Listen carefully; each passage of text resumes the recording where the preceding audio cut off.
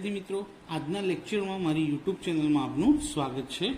આજનો લેક્ચર છે આપણો ધોરણ 9 ગણિત, ચેપ્ટર નંબર 11 પૃષ્ઠફળ અને ઘનફળનો, જેમાં આજે આપણે સ્વાધ્યાય 11.4ના દાખલા નંબર 2ની ચર્ચા કરીશું અને એના ગણતરી કરીશું। તો સૌપ્રથમ દાખલા નંબર 2માં આપણને શું પૂછ્યું છે કે આપેલ વ્યાસવાળા નક્કર ગોળા દ્વારા વિસ્થાપિત થતા પાણીનું કદ।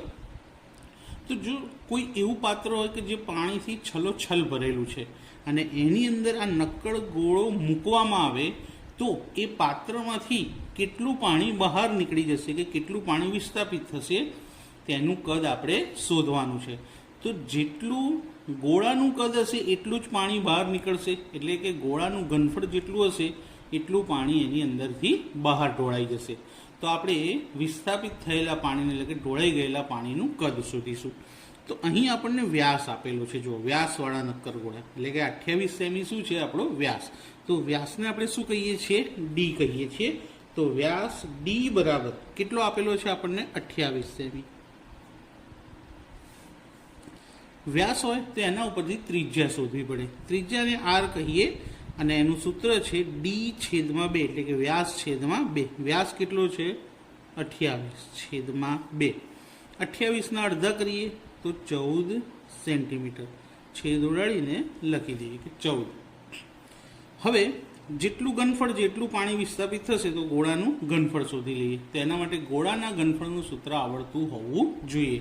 તો આની પહેલાં મેં બધા જ ચેપ્ટર, બધા જ સ્વાધ્યાયના 11.1, 2 અને 3 બધા જ સ્વાધ્યાયના વિડીયો મૂકી દીધેલા છે અને દરેક સ્વાધ્યાયની શરૂઆતમાં તેમાં યુઝ થતા એટલે કે ઉપયોગમાં આવતા સૂત્રો પણ લખેલા છે। તો જો ના જોયા હોય તો ચેનલમાં જઈ અને પ્લેલિસ્ટમાં તમે મળી જશે બધા લાઇનસર। તો ગોળાનું ઘનફળ, તો ગોળાનું ઘનફળ થાય 4/3 પાઈ આરનો ઘન। અહીંયા 3 ઘાત આવશે, કિંમતો મૂકીએ। 4/3 ગુણ્યા પાઈની કિંમત શું હોય? 22/7। ત્રિજ્યા આરની 3 ઘાત એટલે ત્રિજ્યા 3 વાર લખવાની, 14 × 14 × 14। કોનો છેદ ઉડી જશે? તો 7ના ઘડિયામાં 14 આવે છે, તો 7 દુ 14, તો 7 અને 14 ઉડાડીને કેટલા લખી દઈએ? 2। હવે વધે બધાનો ગુણાકાર, 22 ચોક 88, 88 ગુણ્યા 2 કરીએ। 22 ચોક 88, 88 ગુણ્યા 2, 8 દુ 16નો છગડો વધી 1 અને 8 દુ 16 ને 17 એટલે કે 176 થશે। 88 ગુણ્યા 2 કેટલા થશે? 176 ગુણ્યા 14 ગુણ્યા 14 196। છેદમાં શું વધ્યું કે જેનો છેદ નથી ઉડ્યો? 3। હવે આનો ગુણાકાર કરવાનો છે, તો ગુણાકાર અહીંયા બાજુમાં કરીએ। 196 ગુણ્યા 176, પહેલાં તો 2 શૂન્ય મૂકશું, એકમ અને દશક, 1 વડે ગુણાકાર એટલે 196 એમના એમ જ આવશે। હવે 7 વડે એટલે એકમની શૂન્ય, 7 × 42નો બગડો વધી 4, 7 × 9 = 63 અને 4 67નો સાતડો વધી 6, 7 × 7, 7 અને 6 13। હવે છેલ્લા 6 વડે, 6 × 6 36નો છગડો વધી 3, 6 × 9 = 54, 54 અને 3 57નો સાતડો વધી 5, 6 × 1 = 6, 6 અને 5 11, 6ના 6 9, 7 ને 6 13 ને 1 14નો ચોગડો વધી 1, 9 ને 1 10, 10 ને 4 14 વધી 1, 34,496। તો આ ગુણાકાર મળ્યો 34,496 ભાગ્યા કેટલા છે? 3। હવે 34,496 ને 3 વડે ભાગી અને એને મિશ્રમાં ફેરવી દઈશું સોરી, કારણ કે ચોપડીમાં મિશ્ર સંખ્યામાં જવાબ આપેલો છે, પોઈન્ટમાં જવાબ આપ્યો નથી, તો ભાગાકાર કરી લઈએ। તો રફકામ કરી લઈએ થોડું, 34,496 ભાગ્યા 3, 34,496 અને એને કેટલા વડે ભાગીએ? 3 વડે।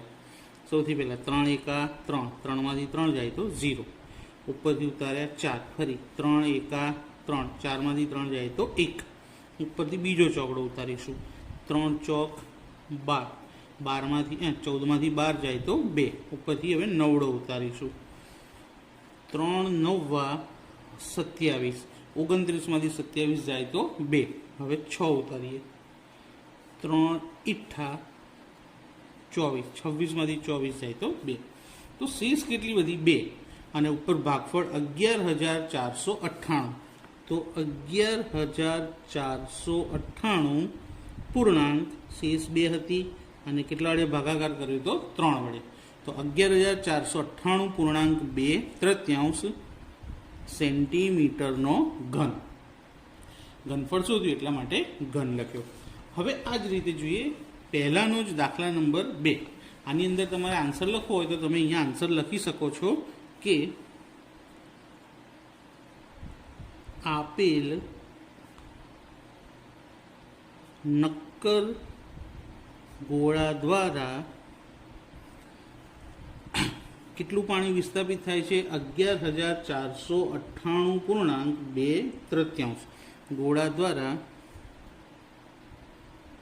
વિસ્થાપિત થતા પાણીનું કદ 11,498 પૂર્ણાંક 2/3 સેમી ઘન થાય.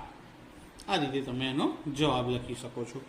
ત્યારબાદ બીજો દાખલો સેમ, એમાં પણ આપણે કેટલું પાણી વિસ્થાપિત થાય છે તે શોધવાનું છે, પણ અહીંયા આગળ વ્યાસ થોડોક ડિફિકલ્ટ આપેલો છે, 0.21. તો વ્યાસ લખી દઈએ પહેલાં 0.21 મીટર. હવે એના પરથી ત્રિજ્યા શોધીશું કે ત્રિજ્યા r બરાબર d/2, એટલે કે વ્યાસ અપોન 2, તો 0.21/2.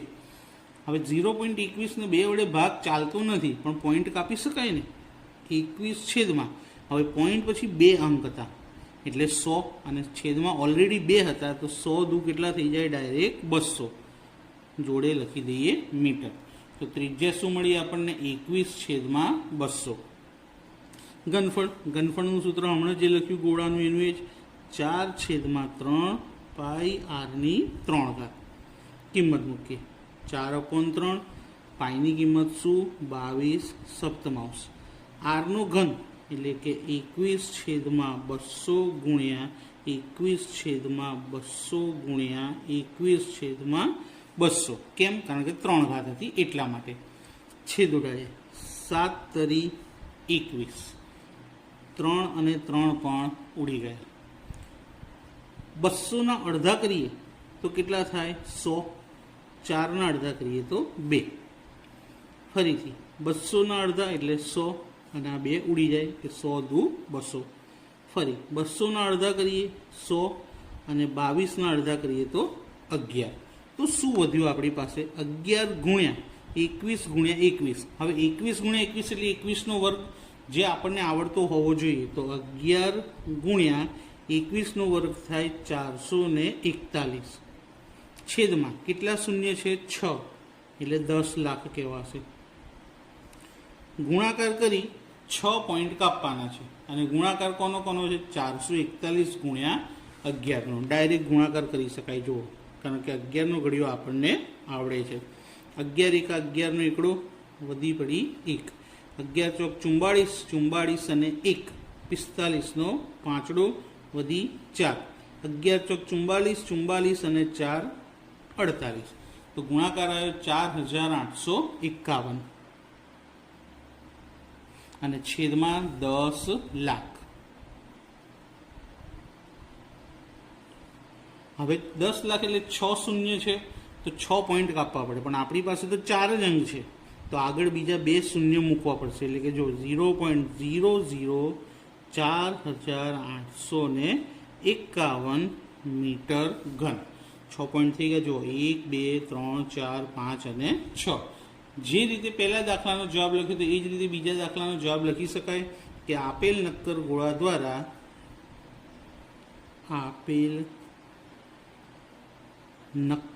ગોળા દ્વારા વિસ્થાપિત થતા પાણીનું કદ 0.004851 મીટર ઘન થાય. તો આ રીતે જો તમે આ બંને દાખલા ગણ્યા હોય, પરીક્ષામાં પૂછાય, તો એક પણ માર્ક તમારો કપાશે નહીં. તો મિત્રો, આજનો વિડીયો તમને કેવો લાગ્યો? અને જો સારો લાગ્યો હોય તો કોમેન્ટ કરીને જરૂરથી જણાવજો. વિડીયોને લાઈક કરજો, શેર કરજો અને ચેનલને સબસ્ક્રાઈબ કરવાનું ભૂલતા નહીં. Thank you.